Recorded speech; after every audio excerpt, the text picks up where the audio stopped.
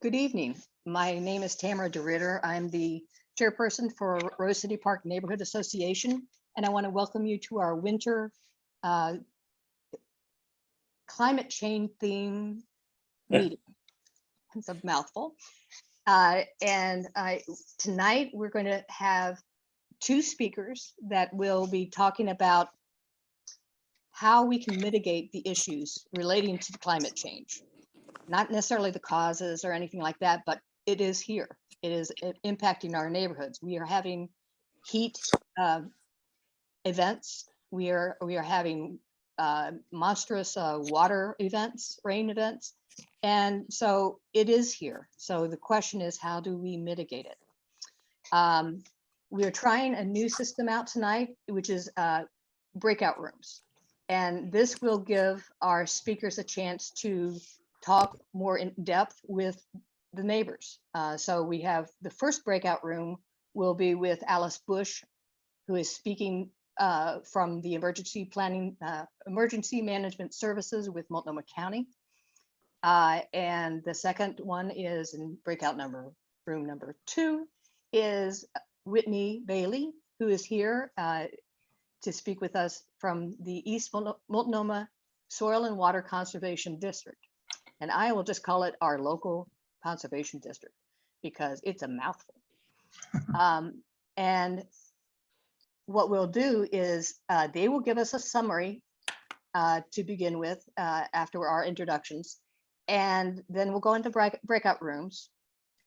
Folks will be taking notes at those breakout rooms, and I will be one of the facilitators. I will be with the Soil and Water group.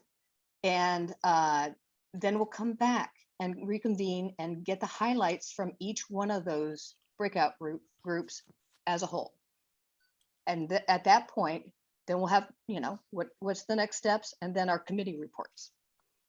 So we have a number of members of our board with us, and our facilitator is with us as well. I have a few items that I need to share with you as our acknowledgement for the land that we are on. This is an agreement that has been adopted by, or a statement adopted by our board on November 2nd. And it's adapted from Portland Metro Habitat for Humanity's land acknowledgement. As a neighborhood, we acknowledge the unceded and land we occupy and its original inhabitants, including Multnomah, Wasco, Cowlitz, Clackamas, bands of Chinook, Tualatin, Kalapuya, Malala, and many other tribes who made their homes along the Columbia River. Currently united as the Confederated Tribes of Grand Ronde, the community includes over 30 tribes and bands from Western Oregon, Northern California, and Southwest Washington. We acknowledge that this land was seized through coercion, dishonesty, brutality. We acknowledge the violent history of Euro-American settlement that sought to extinguish indigenous life from this land. We recognize the enduring influence of that history on our region and the nearly 70,000 Native people descended from over 380 tribes living here today. Many of the major roads in Rose City Park neighborhood connected Chinook villages between 3 rivers, which white colonizers named the Columbia, the Willamette, and the Sandy, instead of honoring the original older names, such as Nikawana, which means Great River, from the largest of the 3. The Rose City Park mission statement is that Rose City Park Neighborhood Association works to build a safe, equitable, and healthy environment for all neighbors, present and future. Then we have neighborhood agreements, and this is how we discuss things. So these things are read at the beginning of all of our meetings, so we can help embrace our diversity in our communities. We take collective action, collective and individual ownership. We will center and prioritize the most marginalized voices. We will assume the best intentions and we will bring our best intentions. We'll use ouch, oops, to identify harms and to swiftly apologize in reply. We will take space and make space. We will listen for understanding and remain respectfully engaged. We will deal with issues, not with people. We will be willing to experience discomfort in difficult conversations. And we will expect that difficult issues will not be fixed quickly, but we'll continue our work to support and engage our neighborhood and related communities. Okay, then back to our meeting script.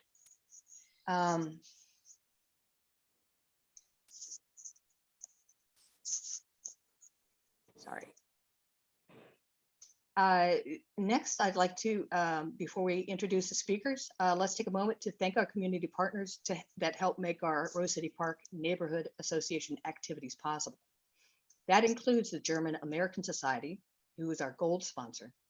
Our silver sponsors include Alameda Head Start, Early Head Start, St. Rose of Lima Catholic Church and School, Portland General Electric, and Fire on the Mountain.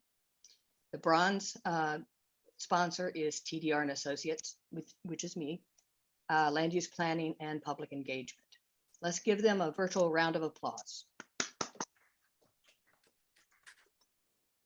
Thank you. Before we get to tonight's speaker, we have a special guest who will give us Climate Change 101 in 12. He will help lay out the climate change framework before we get to the speakers tonight. Please welcome our very own resident professor, Frank Granshaw. Frank is a retired geoscience instructor now teaching climate science at Portland State University. It's university's studies program. Thank you so much for helping us out tonight. Frank, let me hand it over to you. Okay, thank you. Give me just a moment here to share my screen. Hope this works okay. Oh, good. Okay, so I got everybody still on my other screen. And hopefully everybody can see the one screen that says Climate Science 101 on it. Give me a thumbs up if you can, please. Okay, excellent, excellent. So punch slideshow. Come on, let's go. There we go. So the title comes from the fact that I'm going to essentially blitz you with the major ideas of the sort of Climate 101 course that I teach, all in about 12 minutes. That's where the 12 comes in. So I'm going to start off with a concept that oftentimes students come into class with, which is the confusion between climate and weather. And climate's one of the things that's a real challenge about this, not only for students, but also for the general public, is the fact that climate is something really big, complicated, abstract, and it's oftentimes confused with weather. That being said, one of the important things about it is the fact that what we are talking about is one of the foundations of our planetary life support system, as well as being our global commons.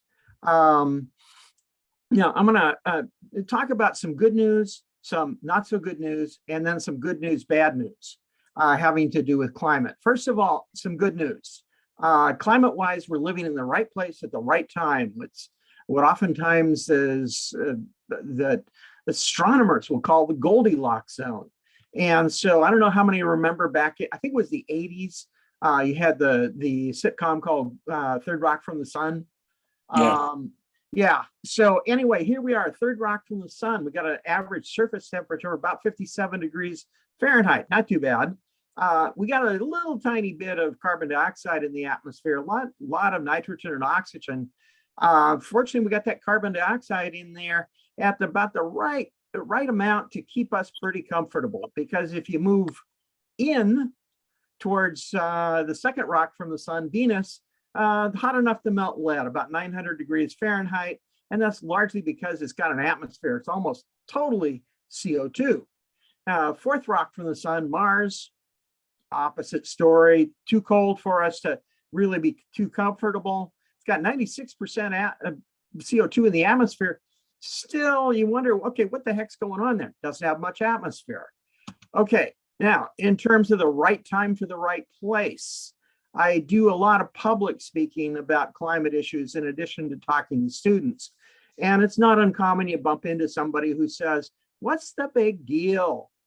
This is, the climate is always changing. And thing is absolutely correct, because 55 million years ago, about 9 degrees warmer than it is now. Of course, there's a lot more CO2 in the atmosphere, which is the reason why it was so much warmer.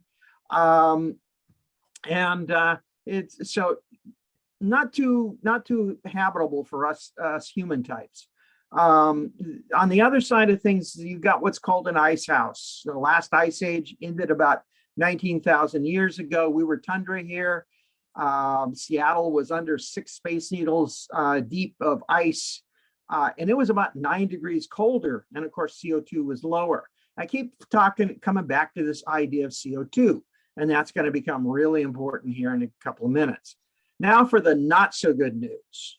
And that's the fact that although the climate has always changed, this time it's changing a lot faster than it would naturally, which potentially it would be something pushing us out of the Goldilocks zone for human society. The Earth will abide now, and we won't talk about what we've got.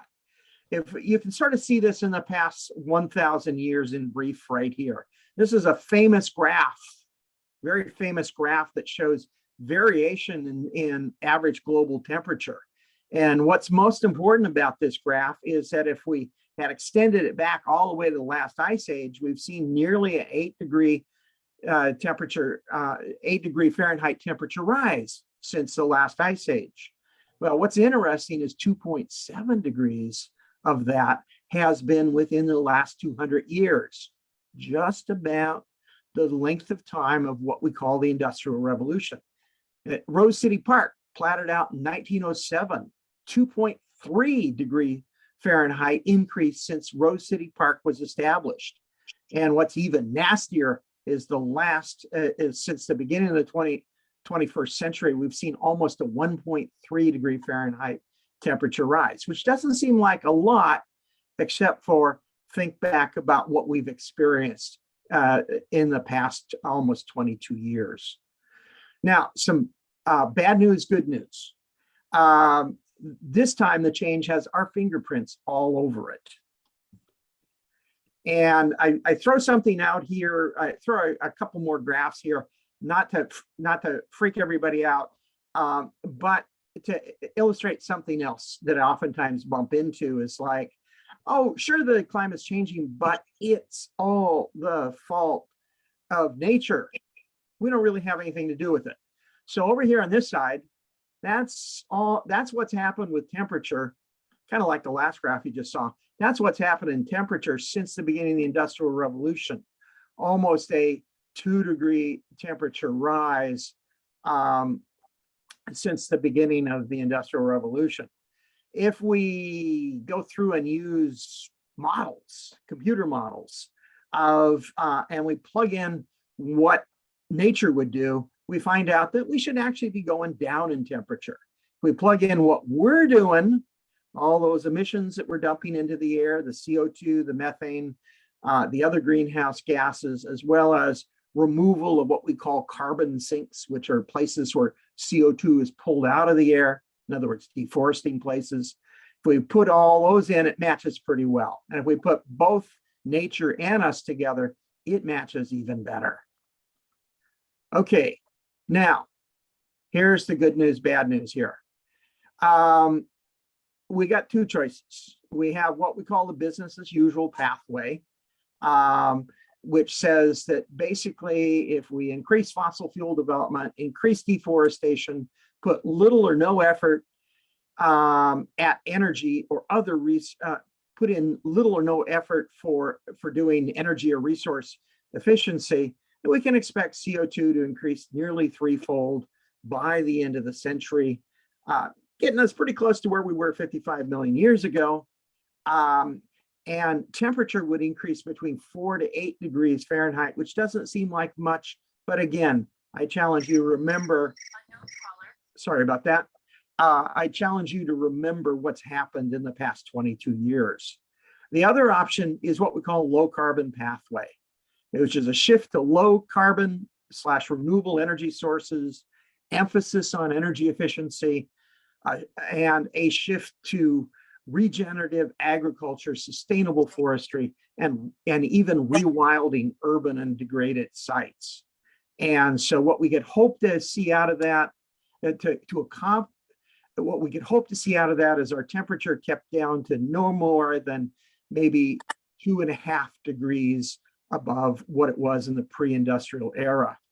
But to do that, we're talking about 50% reduction in emissions by the year 2030, as well as what we call net zero, which is basically no more greenhouse gases going into the air that are taken out naturally or naturally plus mechanical means, and accomplishing that by 2050.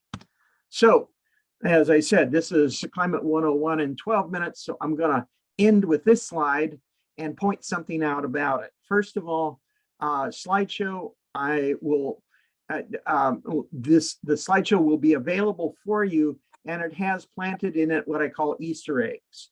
And what those are is that these icons over here with the green are something that if I click on it, will allow you to go out and find additional information, like a project called Project Drawdown. It has some beautiful stuff on terms of how we can go about accomplishing that better scenario we looked at. Household carbon calculators, a fun little one, comes from Interfaith Power and Light. And Project Sunroof is one I really encourage folks to look at because of the fact that it will tell you what your solar potential is, not only what your individual solar potential is, but also what the potential of the entire neighborhood, the entire city is. And there's one other page that is marked off in a handout that has links that are provided in the handout that Tamara has put together. And so with that, I'm going to zip my lip and stop sharing my screen.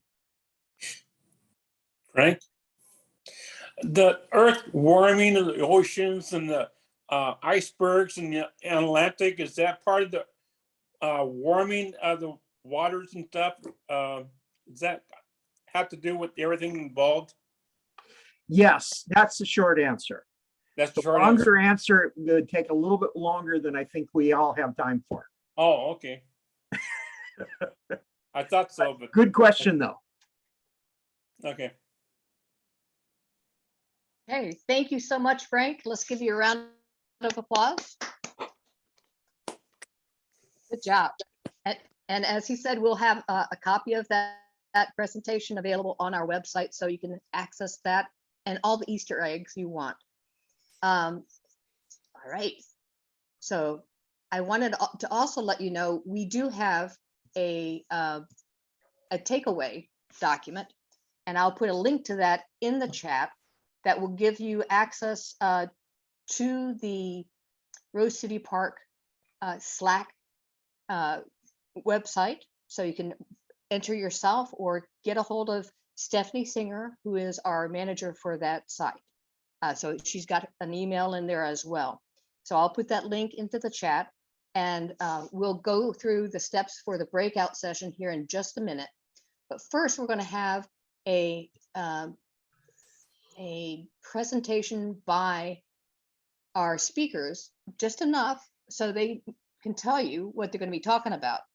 And then we're going to go into the breakout rooms, and then you can ask questions about what they're talking about. So this is an either or. You get either option 1, room 1, or option room 2 tonight. And this will give us more chance to be able to talk to one another, raise questions, hopefully come away with some more answers.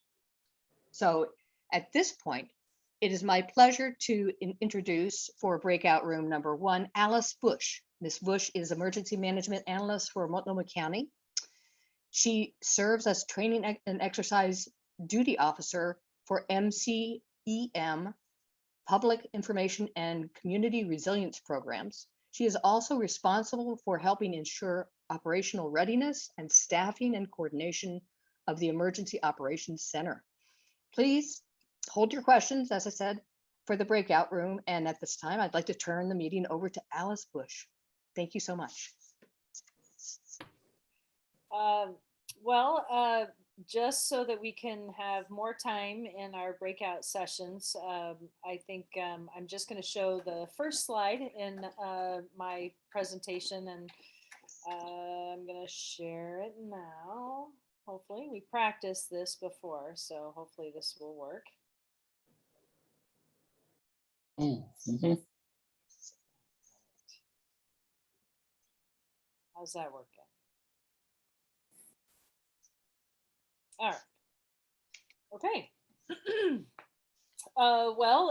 In my breakout, and I am very actually sad to miss Whitney's breakout. I hear there's going to be gardening advice, and I am a big gardener, so I'm sad that there's 2 breakouts instead of me being able to listen to hers as well. So Whitney, I want to connect with you later so I can hear what you have to say.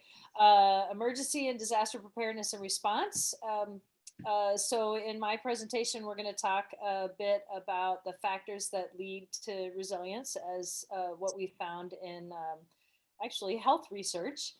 And then we're going to talk about how easy and fun getting prepared for disasters can be. Yes, it's fun. So if there is time after that, we're going to talk about hot weather specifics. We have the signs and symptoms of heat related illnesses. And then a little bit about smoke, wildfires, and evacuations, and then resources. So the same with Frank. My PowerPoint, I'm going to send that to Tamara, and hopefully you all will be able to share it. It's also got hot links in it for more questions and answers. Stop sharing so Whitney can share hers. Wow, beautiful. Okay. So that is breakout room number 1, emergency preparedness with Alice Bush. Next is breakout room number 2, which will contain Whitney Bailey. She will be covering the climate change impacts on soil and water as senior urban conservationist for East Moulton, the local soil and water district. She has 18 years of experience in land management, planning, and ecological restoration. Let me hand it over to Whitney. All right, thank you very much. And I'll echo Alice's sentiments that I would love to hear all about emergency planning and such like that. So we'll have to swap presentations at some point. So I'll do the same as she did and just share the first slide or two just to give folks a general overview of what we'll be talking about.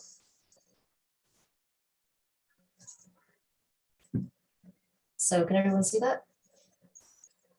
Excellent.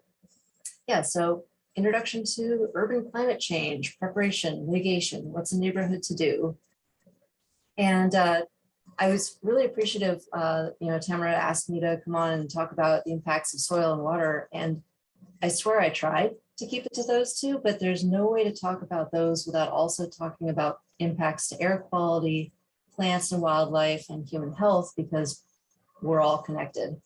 And so I'll be talking a little bit about each one of these. It's pretty text heavy content. I'll warn folks who are really visual learners, but like Alice, sharing my PDF, and so you don't have to be writing and scribbling really fast. There's going to be a lot of details, but it's something you can refer back to later.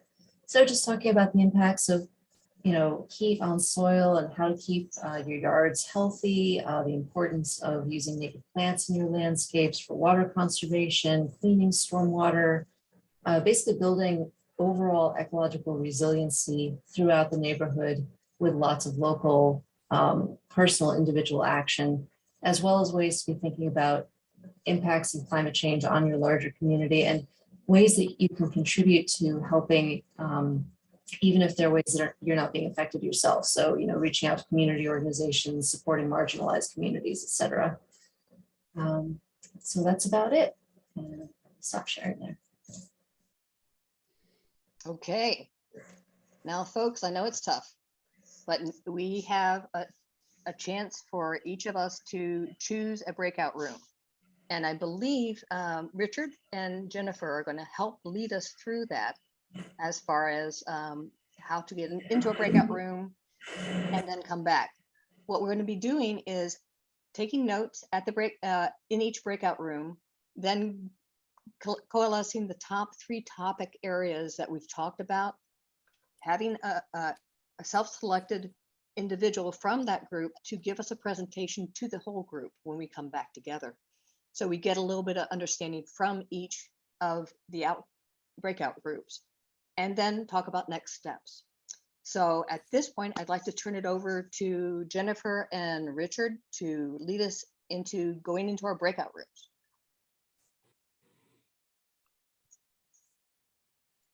So the rooms are now open, and you can go and select which room you want to go to.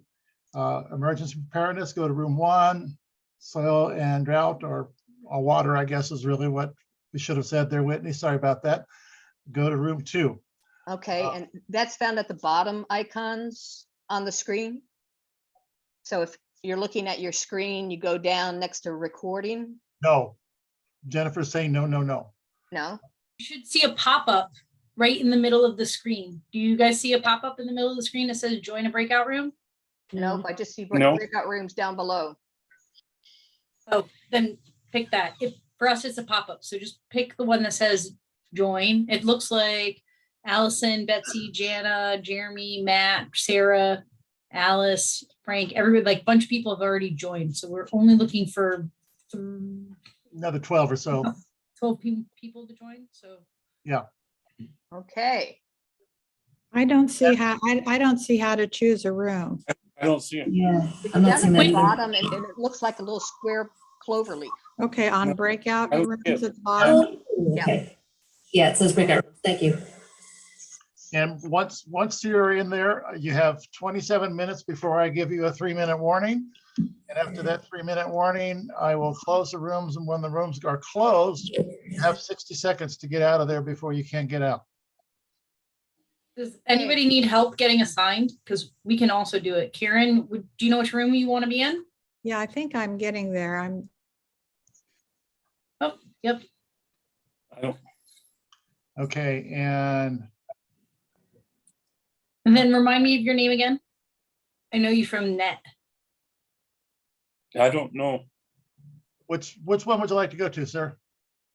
Emergency planning, Okay, which is number 1. yeah, You're but I there. don't. You Join should be there. breakout 1, yeah. Yep. Yeah, So there's something that you need to do, because there you go. He's gone. Okay, so I want to see if well, maybe I can't join a breakout room. Because you're a host or co. Because I told Tamara that I would do. Oh, Yeah. you know what? I can just pick it. Which one do I need to go? I need to go to 1.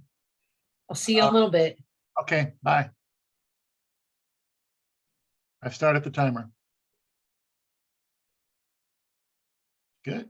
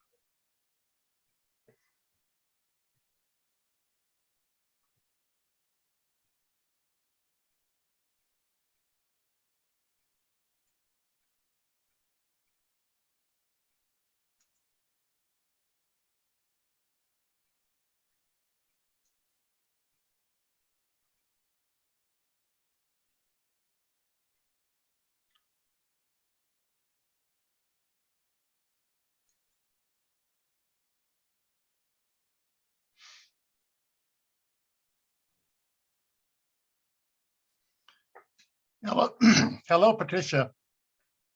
Hi, Hi, we are in breakout rooms at the moment. okay. One of them is on emergency preparedness and the other is on soil and water. Do you have a preference on which one you would like to go to? Yeah, soil and water would be great. Okay, I will put you there. Thank you.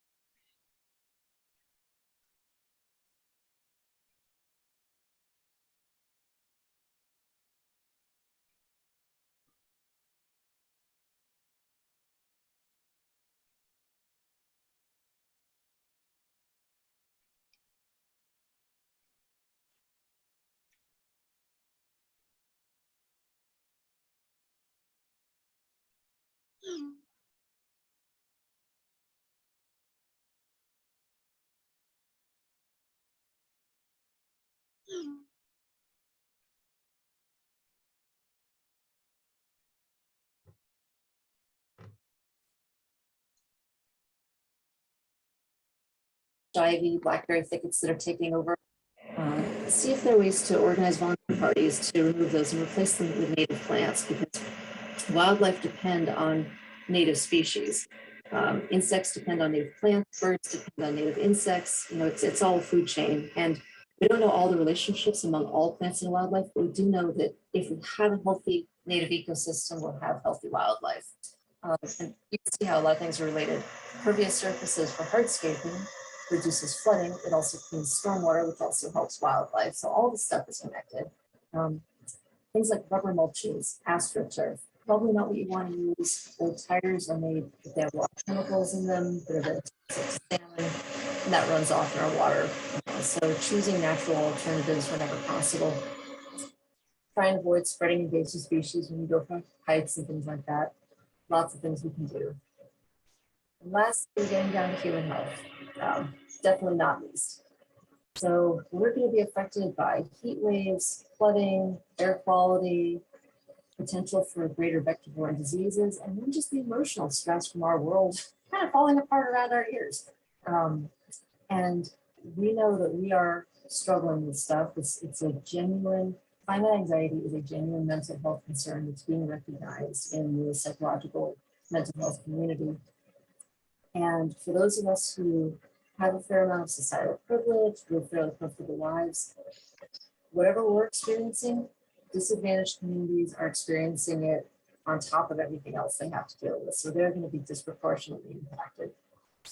So here's a quick question. Unfortunately, I don't have time to actually collect answers, but think, what recent natural disaster killed more people than the Vanport flood or Mount St. Helens?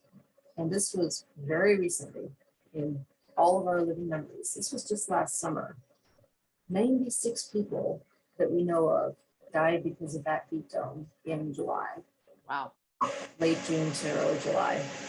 And here's a map from a wonderful presentation that Vivek Chandas from PSU gave this past November. You can see the most affected neighborhoods. 16 people alone died in these 4 neighborhoods down here from heat-related issues, hyperthermia for the most part. And it's a real issue. I mean, pavement down here hit 180 degrees, 180. Air temperature was like 124. It's a real problem. We're just getting started with climate change. So like I said, anything we can do to support our local communities, anything in the sense of infrastructure, weatherization, et cetera, is going to help. The heat waves, like I was just saying, they're a big issue. So any green infrastructure, planting trees, creating more park space, reducing the amount of pavement, even painting buildings white and roofs white makes a big difference. Okay, let's ask some questions at this point because we're running out of time, if that's okay. Okay, let me run through a little bit just so folks can see what other resources I've got. And then We're just about ready to reconvene. Are we? No, I'm sorry. I'm totally off the game. Excuse me. I'm way ahead of myself. Go ahead. You've got another 15 minutes. I got plenty of time, okay, we got 15 minutes left in the breakout. at least. Okay, cool. Well, Yeah, 15 minutes left in the breakout. okay, then I'll go through quick. I will not read everything that you're going to see, but again, it will all be available. So here's a whole bunch of things we can do to support human health, support organizations that help everyone who needs it, reducing greenhouse gas emissions, practicing carbon sequestration, like I mentioned, and really just supporting our local communities and developing resilience. There's a whole bunch of really great information out there that the state of Oregon has put together. Biannual Oregon climate assessments are really good. The most recent one was released last January. Tribal resilience for Native American tribes who, of all communities that are impacted, they're really struggling. There's a cool citizen science thing you can get involved in that runs on your desktop and helps generate information for models. Multnomah County and Portland, City of Portland have put together some great stuff. I really like this one in particular, the Portland Climate Change Preparation Strategy. All the things I've read, to my eyes anyway, it's one of the most readable. And then a quick plug-in for my organization, we have workshops totally free, live and recorded, on a whole bunch of different topics on all sorts of things related to sustainable landscaping. We offer grants for nonprofit organizations, schools, neighborhood associations. I can help you find local sources of native plants. There's literally a dozen nurseries in the area that specialize in them. We have a conservation directory with businesses that install rain gardens, that help with irrigation, that do native restoration and stuff. And I'm always available for any questions you have throughout the year, 100% free. It's my job. So please definitely do get in contact with me with any questions you do have. And with that, I will wrap up and we can take some questions. Great. How was Good that? job. Okay. I had just a couple questions from our neighborhood association board. How can gardeners best protect plantings during extreme heat and cold events during the growing season? That I'm going to refer you to the local Oregon OSU Extension Agency, because native plants, from what I know, I'm not going to pretend that I know a lot about ornamentals. So just being straight up about the limits of my knowledge, with native plants, for the most part, they'll be okay.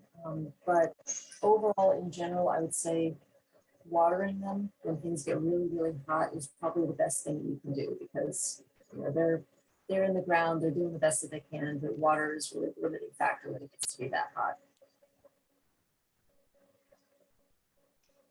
How about mulch? Yeah, mulch helps keep the soil cool. So that's probably a good thing too. You want to use like bark dust or chip mulch or something like that. Hog fuel is good because it doesn't create splinters, but I would definitely stay away from rubber and especially stone mulches, because stone just basically takes that heat and bakes it back up again. And that's a good way to both burn the roots and burn the plants. So yeah, mulch is a good thing. And it's just good for your soil in general. Basically, if you have bare soil anywhere, get some mulch on it, please. Because bare soil exposed to the sun just cooks, and it literally like sterilizes it. It just kills everything that's up in there. And healthy soil is living soil. So you want to have it cool, you want to have it moist, you want to have it covered. I can't help but notice that a lot of the trees in our neighborhood are stressed, and street trees are just dying. And so would you suggest that maybe we ought to put mulch on all those trees, whether they're young or old? Because the old ones are seeing a lot of dryness and dead branches. Yeah, that's a tough one. I would probably talk with an arborist about that if there are particular trees you're concerned about, because it really depends on the species, the age, their condition, their growing situation. There are some species that used to be planted here, they're no longer really suitable for this area. Like ash trees, for example, we've got emerald ash borer on the way. It's an invasive insect that's coming across the country. We're probably going to lose most of our ashes when it arrives. So yeah, big leaf maples are struggling, western red cedars are struggling, red alders are struggling. And some of these species are dying off for reasons that we just don't know, unfortunately. So yeah, it really depends on the species. And others are just really fragile, and they're literally not made to deal with ice storms and stuff that we've been getting. So it's kind of a species specific question. But yeah, watering in general, especially for the small trees, water can help. In talking with Chad Honnell, he does my trees. He recommended that I water my huge red cedar in my backyard every 20 days when it's dry, and also put down 3 inches of mulch all the way out to the drip line, but leave a good foot and a half around the base so it doesn't rot the base. Anyway, so I'm doing that with my big red cedar, and so far it's hanging in there. He said that the biggest problem. That sounds good. He said that one of the biggest problems is the water table has dropped so much, and if it's below 3 feet below the surface, they're not getting their water.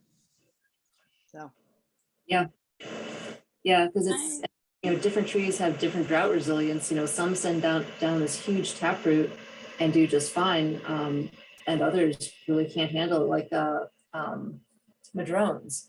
They love it dry. They're like, don't look at me, don't touch me, don't give me any water. You water me, I die.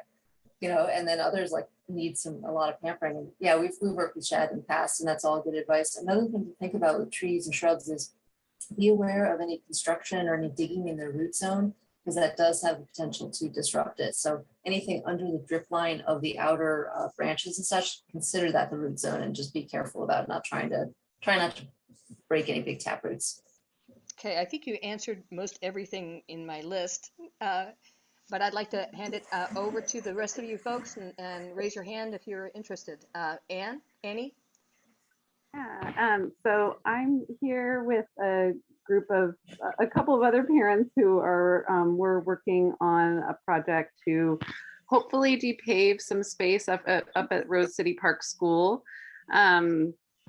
And we were like so excited to see that you were going to be here, Whitney, to talk about all of these issues, because they're like, in hearing you talk, so those are the exact kinds of issues that we're hoping to mitigate with this huge cave space that is just getting, the whole school just gets beat down by the sun, and you know, it's like a good couple of degrees hotter up there on that blacktop in the middle of the summer. There are just, and rainwater, you know, has nowhere to go up there. So there are just so many exciting things that we're thinking about. And I guess what I was hoping to connect to you first of all, but also just to get your tips for like starting a process like that, that's like a bigger community space, and like what advice you might have on, you know, how to get that going and how to be successful. How to be what? Successful. I would say definitely invest in planning. You know, these are the sorts of projects that it really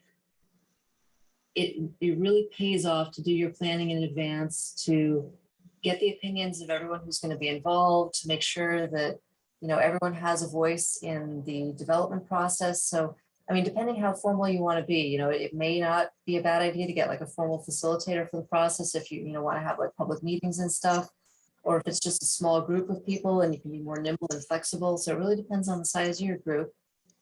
And also, you know, what are the permits and permissions required from the school? What are the permits required from the city? You know, are there going to be any issues with that? So that's the kind of thing. And also, where's your funding going to come from? What's the long-term outlook going to be? You know, is it going to be a playground? Is it going to be a garden? If it's going to be a garden, what kind of garden? So all these things to think about, but you know, I'd be happy to talk more with you about that offline. We have grants that support exactly that kind of activity. There's other organizations in town. Are you familiar with a group called DPAVE? Yeah. Okay. Yeah, so they do that as a specialty. So yeah, there are a lot of resources available, and it sounds like a fantastic project, and I'd love to hear more about it and see what we can do to help that. Awesome. Yeah, I'll definitely take you up on that. And anyone else here too who's interested in hearing more about it or getting involved, we would welcome support. I think we're in that phase where we're looking for exactly what you were saying, folks who are have the more professional expertise to really create the plan that's going to be sustainable. Annie, why don't you write up a article for the next newsletter? That's a great idea. That's a great idea. Thank you. Who was it that said that? Richard. Oh, Richard. Okay, great. Thank you, Richard. I know board Cameron and I treasurer. have talked a little bit too over email. Yeah, and we can also provide some funding, potentially provide funding for projects like that too. So. Okay, we're open for questions. Who else has some questions? Allison has one in the chat. Thank you. I was just going to say that. Her question is, for cleaning shoes and boots after a hike, what do you recommend using to prevent transfers of invasive species? Bleach, alcohol, a simple soap solution? Wow, if only everyone would do anything even close to that. I was literally just thinking a brush. There's boot brushes, there's like, you know, just take a scrub brush, knock your boots together to get the mud off. It can be really as simple and as basic as that, just to make sure you're not transporting seeds back and forth. So yeah, it's fairly basic. And a lot of trailheads have boot brushes installed at the entrance as well. They kind of look like, hard to describe it. It's basically, you know, two donut or two half circle things like this with brushes like this that you put your boot in and scrub it back and forth. But if you get in the habit of just keeping your boots clean before you go on trailheads, and also if you have kayaks or boats or whatever like that, just, you know, give them a hose down when you get home before you go into another waterway. Good advice. Oh, and last thing too, your pants and your dogs. Be aware that your pants can pick up lots and lots of seeds, and so can your puppies. So just keeping that in mind, and they can move them from place to place.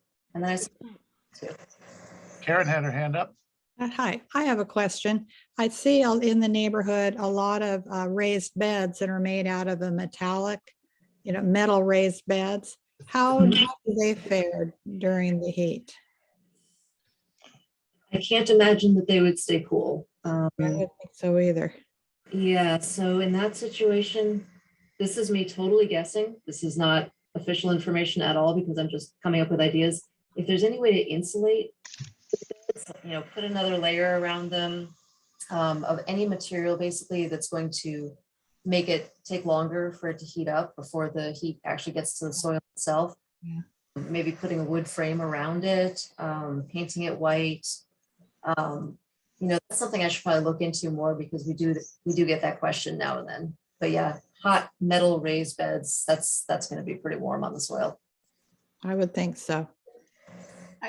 Let me add an idea. One of my neighbors used foam core doors that he had picked up and used those as the outside frames for his raised bed. And he did great this last. That sounds perfect. Yeah, any kind of insulation. I mean, it doesn't have to look pretty. Creative people can make it look pretty, but even if you've just got hay bales and pull them apart and the sections from a hay bale kind of stack it around, anything to insulate it and keep the heat out would help. Thank you. Matt? Yeah, I've got a question about, I live on a corner lot and, where the sidewalk, you've got the east-west sidewalk and the north-south sidewalk. When you get to the corner there, you notice there's kind of like a little triangle where the sidewalks cross, but before you get to the street. And, every once in a while, I live up in the north part of the neighborhood, the Portland Bureau of Transportation shows up, takes out all those sidewalks. And in that little triangle, they replace that with cement. And I'm wondering, does the Soil and Water Conservation District, do you ever weigh in on those kinds of projects? I mean, it seems as if they're going the wrong way. And instead of having, in my case, I've just got a bunch of random seeds and stuff I threw in there and made like a little pollinator garden. But I mean, there's a lot of rain garden kind of work that you could do. And I know it's a small space, but it does seem like if we wanted to lean the right way, we'd be doing something different than replacing it with cement. Yeah, that's a good question. And my honest answer is I'm not sure what the regulatory situation is with that or the policy decisions. It might be a safety thing, for, wheelchair access or for walking safety or something like that. It might be, I'm not really sure how that decision gets made. I do know that the city has been putting in and is putting in rain gardens and street infiltration facilities wherever they feel like they can. And where it's feasible from a traffic standpoint, from a safety standpoint, et cetera. But it's always worth contacting them and asking them specifically about particular locations if you want to preserve it. Because it's harder to undo after the fact. But if there are areas that you want to preserve, it's worth giving them a call and saying, hey, what are the future plans for this? Or even asking, what's the rationale behind this? Yeah, I was kind of wondering if you had already done that. Yeah, I haven't done that in particular, but it's a question and it's I can make a note of that to look into it. Okay. All right, thank you. Other questions? Patricia? Jeremy? I got another one. If you so I do have some. I have to confess, I have a lawn that I do water, and it looks a heck of a lot better than my neighbors who doesn't. But when you talk, is there any place to go to get? I wouldn't mind putting some of this into the native vegetation you mentioned earlier, but I don't want to just go out and start planting stuff. So do you have, like, on your website, do you have resources that you can get advice to do this without, costing me, half a month's pay or something? Well, we definitely do have a lot of native plant landscapers who specialize in native and drought tolerant landscapes. There are also companies that create low water, low maintenance lawn seed mixes. So if there are, say, parts of your lawn that you don't mind being a little more like wildflowery looking, not over out of control, but just a little bit more shaggy, but where they can be let grow a little bit longer, there are mixes where you don't have to water as much. So yeah, there's a whole bunch of ways of addressing that in ways that can actually look really, really nice. In fact, there's a study by the Washington Association of Realtors that rain gardens, when they're put in nicely and when they're maintained, can actually add curb appeal to a house just like any other garden. So there's certainly ways to do it that maintain aesthetics. Yeah. And yeah, we've got resources in our conservation directory. There are a lot of entities and contractors and independent landscapers, et cetera, that can help with that. Is that online, your conservation directory? Yeah. Okay. Suzanne, you're next. A link to that in the chat. Yeah, Suzanne. Yes, hello. First of all, I just want to thank your organization because we were able to purchase 500 native plants for the Rose City Bluff through a grant, and they have been excellent with, you know, being able to work with our neighborhoods, and everything that you're talking about, we've been doing on that bluff, doing a lot of wood chipping, moving those blackberries, and it's been a great joy. So I also just want to offer up, or I want to hear your opinion in school gardens that I've worked in, the ways that I've been able to maintain managing the weeds, and first getting in the bare soil, putting down cardboard, and then putting coffee bags on top, and then putting the mulch on top of that. And that, you know, helped me not have to worry about weeds for probably 2 years. Is that healthy? It all broke down. Eventually, I took the tape off the boxes, and eventually it all broke down and I had to do it again. So what's your advice on that? Is that a good practice or not? Yes, yeah, that's what we call sheet mulching or lasagna mulching. And there's a little bit of controversy about it in the sense that some people have observed that you get more invertebrates coming to the surface of the soil, so it can prevent oxygen absorption a bit. So there is that downside to it. However, everything in every other way, it's a good practice. It's like you said, it breaks down, it adds nutrients to the soil, adds nitrogen, adds organic matter. It reduces the weeding for a couple of years.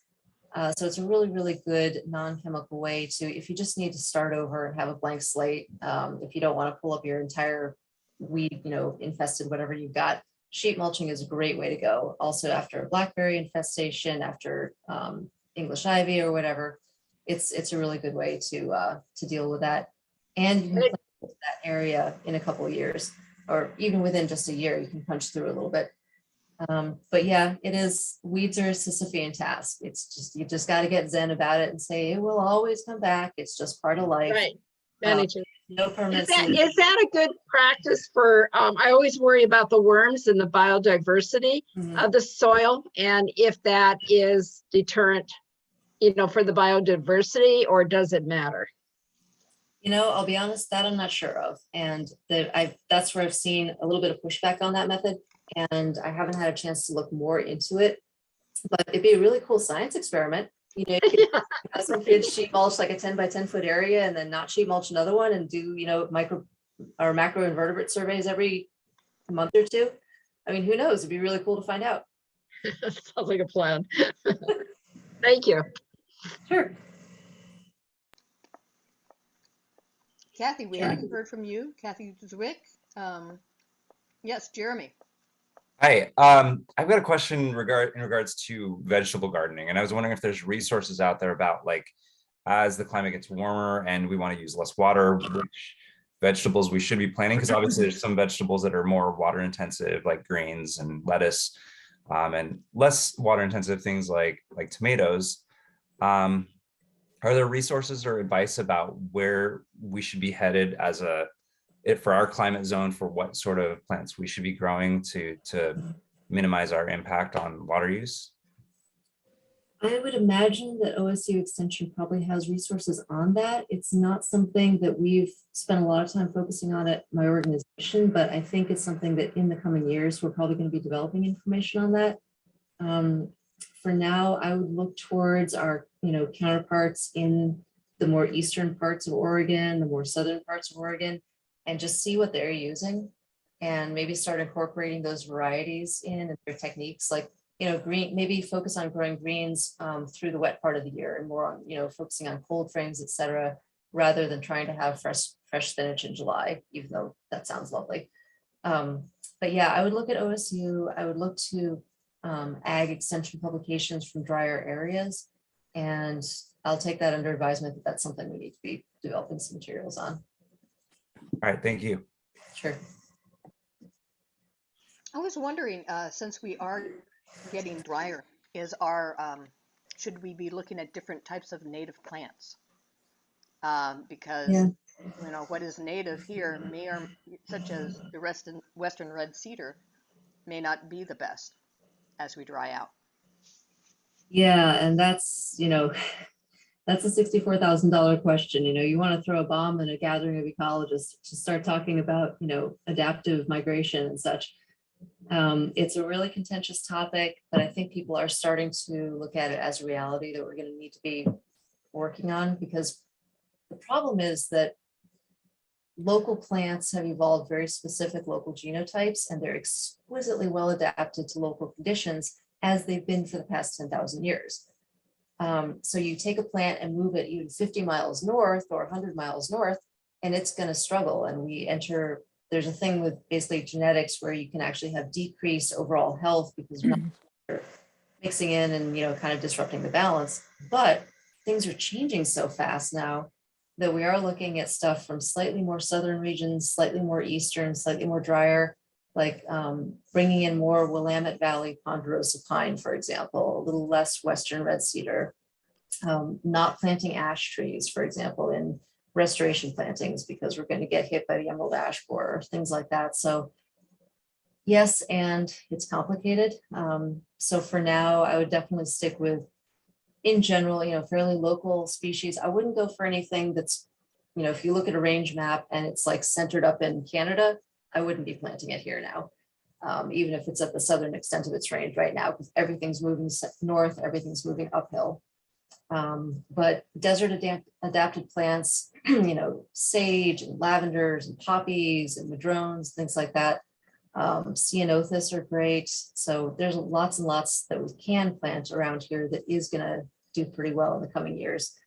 But yeah, it's too many plants to list here now. But if anyone has specific questions about that, I can share those lists later.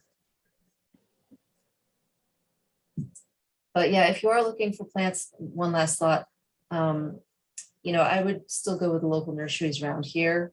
I wouldn't be sourcing anything from California, for example, maybe in 50 years, maybe in 20 years, but not quite yet. So Allison has her hand up. Allison, would you like to ask your question?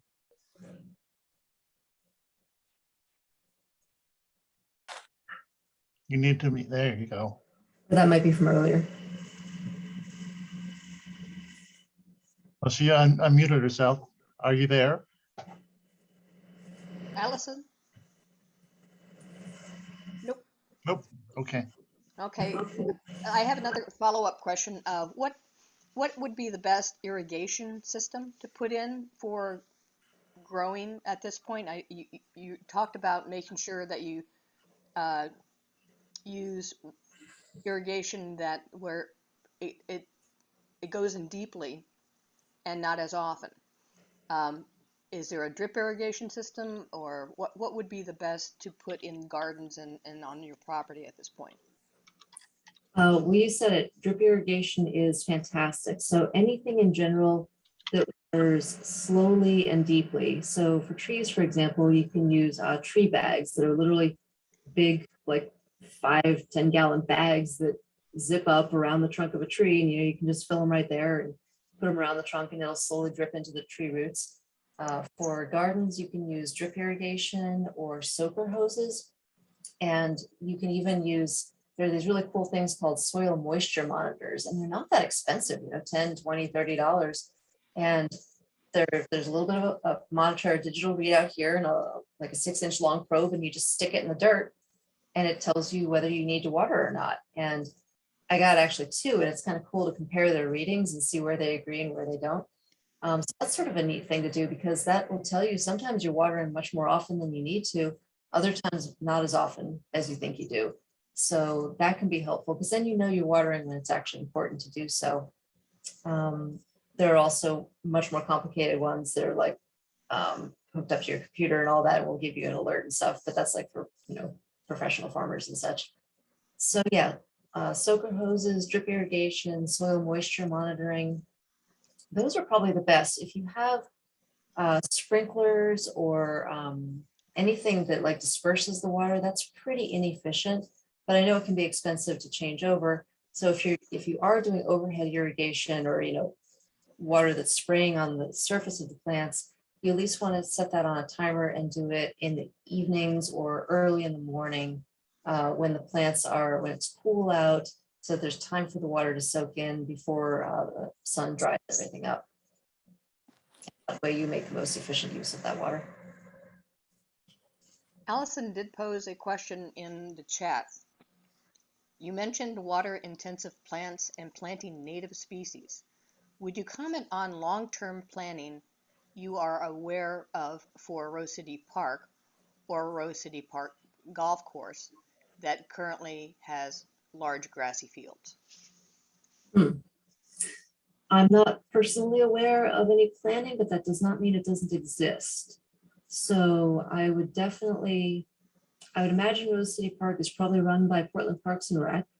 And the golf course, they've got their own management strategies. So it would be worth contacting them to find out, hey, what are your long-term plans for sustainability? Because one thing I've noticed about Portland golf courses, and I don't know if this holds true for Rose City, but most that I've encountered absolutely love their wildlife. They're like, oh yeah, we have foxes, and we have geese, and we have deer, and they're all amazing. We love them so much. And so maybe Rose City Golf Course is amenable to the idea of habitat improvements and things like that. I don't know how they increase efficiency on their watering systems, but I hope they're thinking about it. But They are. Besides watering, we can do, again, also just encouraging less use of pesticides, less use of herbicides, et cetera, less chemicals in general. Because a healthy native ecosystem, if you're using pesticides on it to control pest insects, you're also killing the beneficial insects. And just like any predator-prey relationship, the ones that eat the plants reproduce a lot faster than the ones that eat the herbivores. And so if you kill off everything, then all of a sudden you get these huge spikes in the herbivores, and the predators are like struggling to catch up. So again, the fewer chemicals in general that you can use, overall, the healthier balance you're going to have, and then everything's just going to be more resilient. So, it's really thinking about the overall holistic impact and the whole systems approach for ecological resilience, just like human resilience. You might be. Okay, at this point, we need to wrap up because we're going to be going back to the big group. And Suzanne, can you point out any of the top items that we've talked about that we can share with the group? Wow, it has been very diverse. So I do think the mulching conversation was, we had several comments on that. Irrigation, the importance of managing water. I think the whole concept of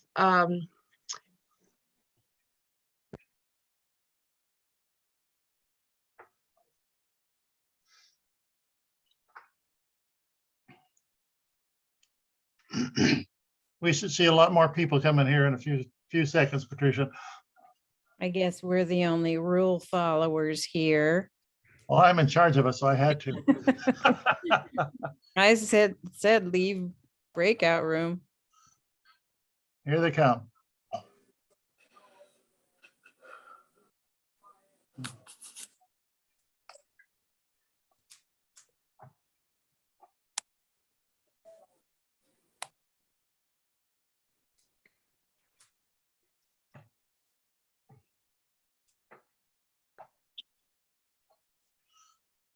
Hi, everyone. Welcome back. Now we're back to the original grouping of us. I'd like to turn it over to the breakout room number 1 to give their summary of how their breakout room went and some of the highlights that you want to share with us. Okay, that's me, yes? That's my job. So what we talked about is that there's a disaster on the horizon, and, give it earthquakes, heat stroke, whatever you will. The 3 things that seemed like the most helpful to do would be to get to know your neighbors, not necessarily you have to be friends with them, but get to know them so you have a clue of who they are. Somebody else pointed out that if you're looking at the fact that there's going to be a disaster, it's important to know what you think you want your role to be. Have hat and coats for everybody, or are you going to just try to save yourself because what you see as your end game in the role if there is a disaster? Think about a plan for if there's a disaster tomorrow. Do you have the medications? Do you have the special pet food? Do you have the very basic things so that if you have, if something happens so that you can't get to the pharmacy tomorrow, is this going to work out still? And that goes for both people and for pets. That's what I think we've all got down our list. Thank you so much. Is there anything from that group that wants to add a few things, or does that summarize it pretty well? Pretty good. Okay. Thanks. Thank you so much, Alice, for that presentation. And now to the other breakout room number 2, which is soil and water. I think Suzanne Briggs was going to give us a summary. Yeah, so we were talking about what the top 3 or most comments were on. And I think one of the questions was how to protect plants in hot and cold weather, and the topic of being able to adjust your planting according to the impact that the climate change is having. For instance, more rain, more hot heat, extreme, weather. So mulching was a big topic on that, watering deeply and infrequently, covering all bare soils, and focusing on native plants. So being aware of the native plants that thrive in this environment. And those may change depending on how drastic the climate changes. We were also talking about mulching and mulching around trees. And trees it really depends on the species. And but there are some really noted trees that will not make it through this climate change. Ash trees in specifically was mentioned. The madrones love dryness, so that's one to keep in mind. Mulching around a tree, do not, you can do that out to the drip line, but do not dig under the drip line or within the drip line. That's being mindful of any projects that you do, maintaining that drip line, and the roots underneath that drip line is important. So there was some community, one more mulching conversation. I had stated that in a school garden, I did cardboard, then coffee bags, then wood chips. And that was a good way of being able to mulch, but as well as control weeds. And that is a good way of doing it. And eventually it breaks down over 2 years, but you've got 2 years less work.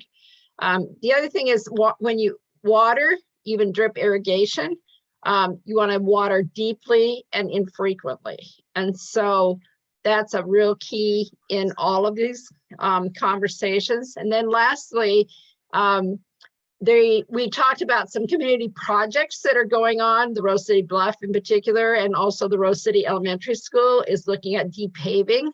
And all of these type of projects will also mitigate the impact of the climate change, keeping any green space that we can, which we all value, the golf course and the playgrounds and the parks in our community. And we, I think that was it. Is there anything that I missed?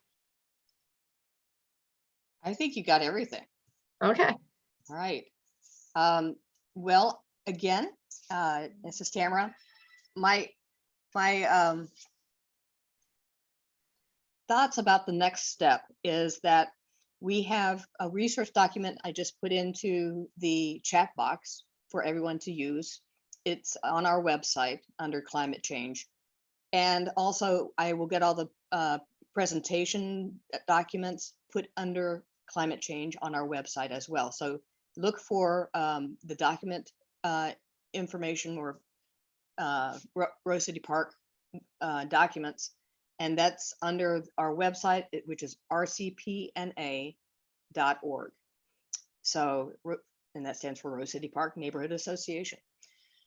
Also, I think it would be great to have the Rose City Park Bluff, as well as maybe the Rose City Park Elementary School DPAVE project, offer themselves to just join our blog and make a project out of those, so other people in the community can get there and find out what's going on and get involved.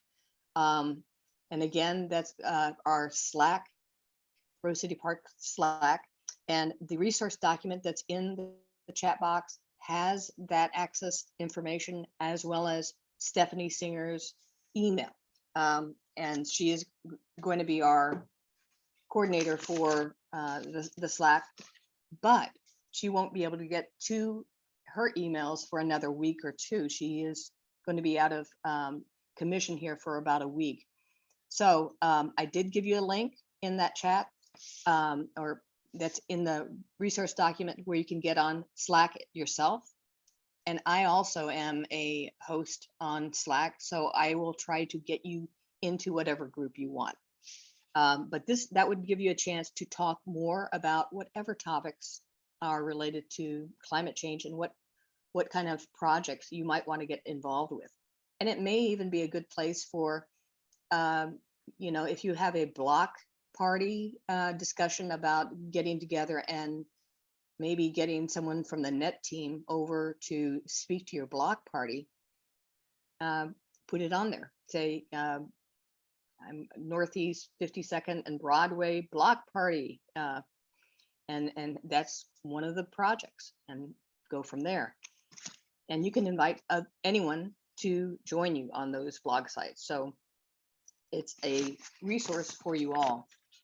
So at this point, I'd like to then turn this over to the committee reports. But before we get there, I want everyone to recognize our speakers tonight. Let's give them a round of applause. Thank you so much, Alice Bush. Thank you so much, Whitney Bailey. You were rock stars for us, and I will put your presentations under climate change on our website as well, so everyone has access to that. At the next, and also we're going to have a board meeting next Tuesday, and we'll talk about what we've done tonight. And my goal here is hopefully turn it back to you as neighbors. How can we work with you as a neighborhood association to help convene the people you want to hear, get you into groups that you want to talk to, and do the projects that will help the most for our community as we go forward with climate change? So we turn to you for helping direct us. I really appreciate you being here tonight and giving us your thoughts on all of these topics so we can move forward. Now at this point, I'd like to go over to the committee reports and see if we can get Jennifer to give her information about communications and events committee. Jennifer, are you with us? Sure. Thank you, Tamara. So communications committee, you should have, if you live in the neighborhood, should have received your newsletter in advance of this meeting. So this was our latest effort.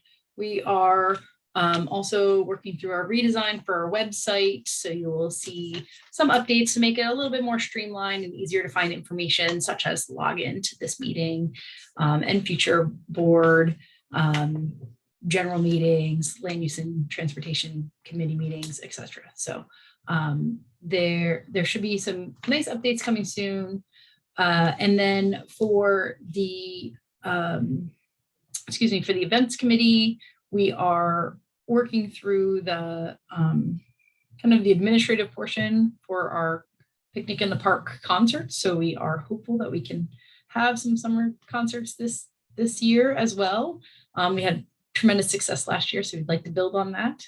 And we are also working through the planning stages of a neighborhood garage sale. So working on that, but we're modeling that after some successful efforts in other neighborhoods, and look forward to seeing some more published probably in March.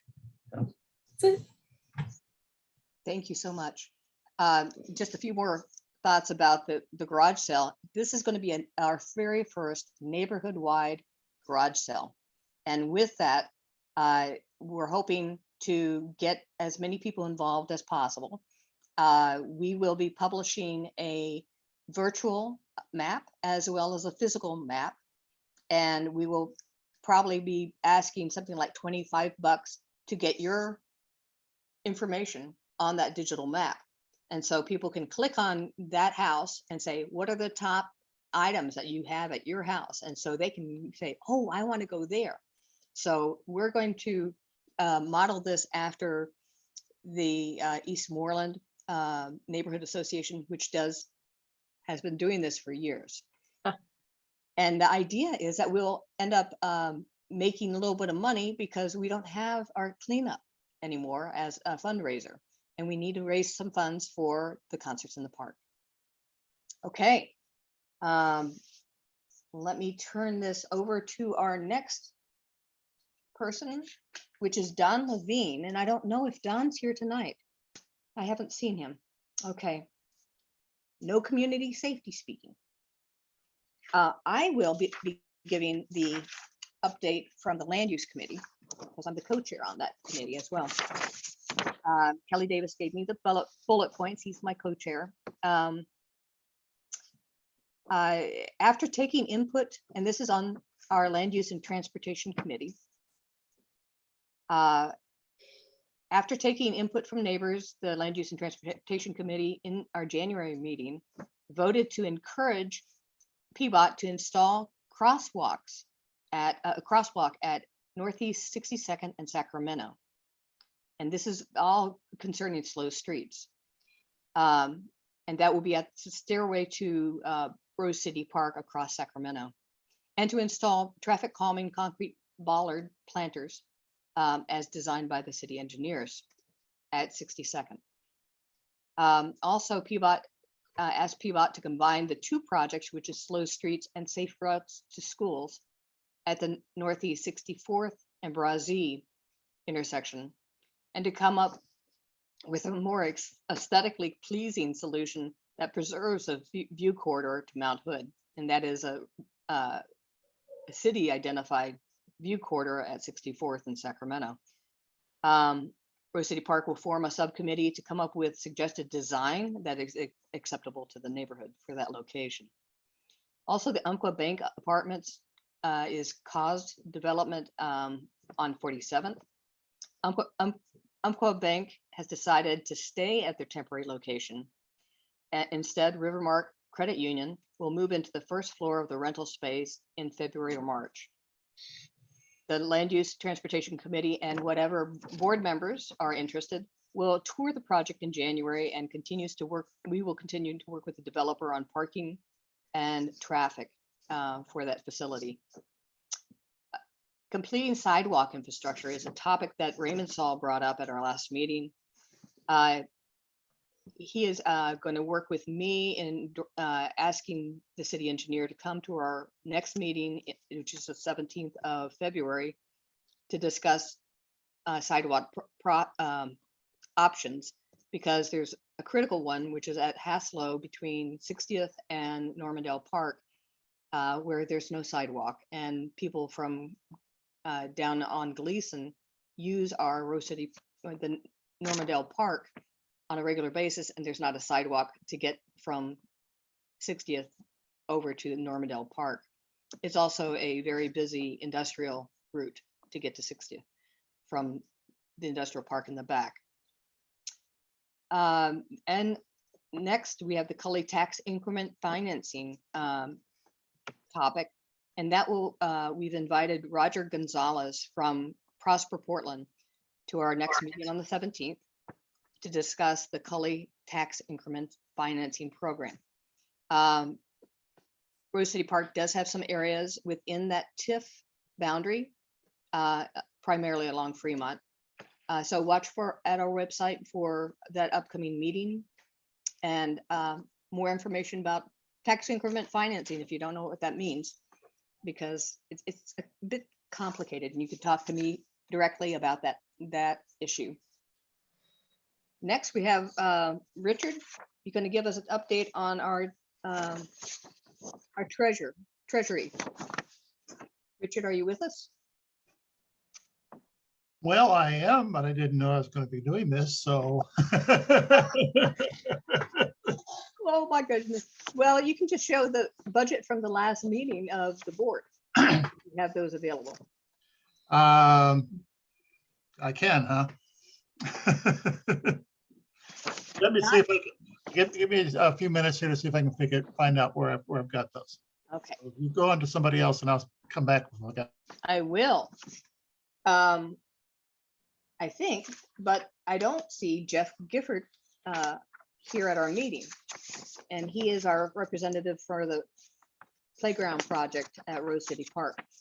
I do know that they are seeking more money to finish up the match that they have with the city for, and this is for replacing the playground equipment at Rose City Park. They're looking for $50,000, and they're well on their way to getting that. But we need that $50,000 before they can begin. And the installation is scheduled to go in this fall. So the fall of 22. So that's pretty exciting. And if you've read through the article here in our latest newsletter, you can see it. It's all fuzzy. It does talk about the fact that our discussion with Carmen Rubio, which is our commissioner in charge of Parks and Recreation, was very influential in getting the city to go ahead and help pay for improvements at this park. So it was big kudos to her for helping us move that ahead. I do know with budget that we are staying steady. We're not spending any money. We're trying very hard not to do anything, and we're coming up with protocols for how we want to spend the money. And so the question is, what do we do with that? How much money should we give? And we've constantly given some money to the debate club or the Constitution team at Grant. And then at Madison, which is now McDaniel's, always given them money for their end of the year party for the seniors. So the question is, are we doing this correctly and fairly? And what other items out there that could use some funding should we spend our money on instead, or raise more money to do so? So Stephanie and I are working on those protocols with Richard, and we'll be coming up with those in the next couple months. Also, we've had a couple people had to step away from the board. So if there's anyone who is interested in joining the board and helping participate in moving these projects ahead and just helping us, please just contact me. I can tell you all about it, tell you how much time it takes. And the biggest thing is I try to encourage people to do what they love and follow their dreams for the community. And I joined the board back in 2008. And that was, a matter of watching Providence take down the old Green Stamp building at, 42nd, and then make the Providence Park there on Halsey. Anyway, they didn't put in a bikeway. They didn't put in all sorts of things that they should have done along the freeway. But we did our best to try to encourage that. But that got me involved. And then I ended up being the point person in creating the community garden down at Fraser. And that was a 3-year commitment of love just to have people have a place to plant. And I started that in 2008 when we had our first recession and people were out of work. And I just figured everybody needs a place to plant. And so those were my Scotch-Irish roots coming out saying, gotta have land. So now there's at least 50 families that have plots down there at Fraser Park. So that was my project that, I just said, needs to happen. I came forward, got a group of folks interested, held meetings with the neighbors, and it took a while, but we got through it. And then we raised money, had DPave come in and help us open up the ground. So it can be done. And this is a great place to bring your ideas and make things happen. So welcome, and I'm glad you're here. Richard, do you have any information for us? Well, in order to get to it, I need to do minimize the Zoom, and I can't do that since I'm the host. Okay. So I'm stuck. I'll have the latest update for the next board meeting. Okay, if you're interested in our funding, please come join us at our next board meeting, which will take place on the first Tuesday of the month in Which is the February. Say that again. It is the first. It is the first, February 1st. So you're welcome to join us. Those are open to the public, and we enjoy having company. So please join us. Okay, we're ahead of schedule. It is 8:39. I'd like to ask you if you have any questions or concerns for us as a board before we leave tonight. Any comments about tonight's session? Did you like it? Did you not like it? Would you like more of it? Are we going in the right direction? Are there any comments from folks? I really enjoyed it. Thank you so much. It was very interesting, and I really appreciate everything you guys have done. Yeah, me too. I thought it was great. Oh, thank you so much. Yeah, I echo that. I'm new to Portland and just learning my way around, and as I had mentioned earlier to Tamara, I'm interested in if there are any hands-on volunteer opportunities like planting. I love plants, always have, or handing out the leaflets, just some real small way of getting acquainted. Yeah, we definitely can use more hands in delivering newsletters. So when that comes around, we all hands on deck. Right now we have a volunteer community of about 70 people, including all the folks that deliver newsletters. So yes, help us out. I'll put you in touch with our person in charge of that, which is Helene Farnham, and there's a whole vast crew of delivery folks that you'll get to know. And Karen, as far as liking to plant, Susan Briggs is the person that can help you out with that, with the Rose City Bluff by the golf course. Okay, and how would I reach what was that name again? Suzanne Briggs. And if you go to Rose City Bluff at Gmail, is that right? Rose City Bluff at gmail.com. Or we are always at the stairway at 9:30 on Sunday morning.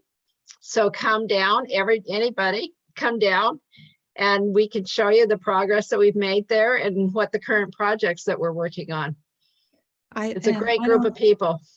Well, that would be great, but I don't know where the stairway is or how. So it's 62nd and Sacramento. It's at the north end of the Rose City Park, and also the north end of the golf course, which is Rose City Park. Yeah, it's the west end of the trail. Yes. Well, thank you everyone for a great evening, and stay safe. Help your neighbor if you're able to, and I hope to see you at our next meeting or outing. If not, just try getting on the Rose City Park Slack and seeing what you like to join and discuss topics. We'd love to see you there as well. Thank you, everyone. Thank Thank you. you, Bye-bye. Tamara. Good, Bye-bye. Tamara. Right. Thank Thank you so you. much. Bye-bye.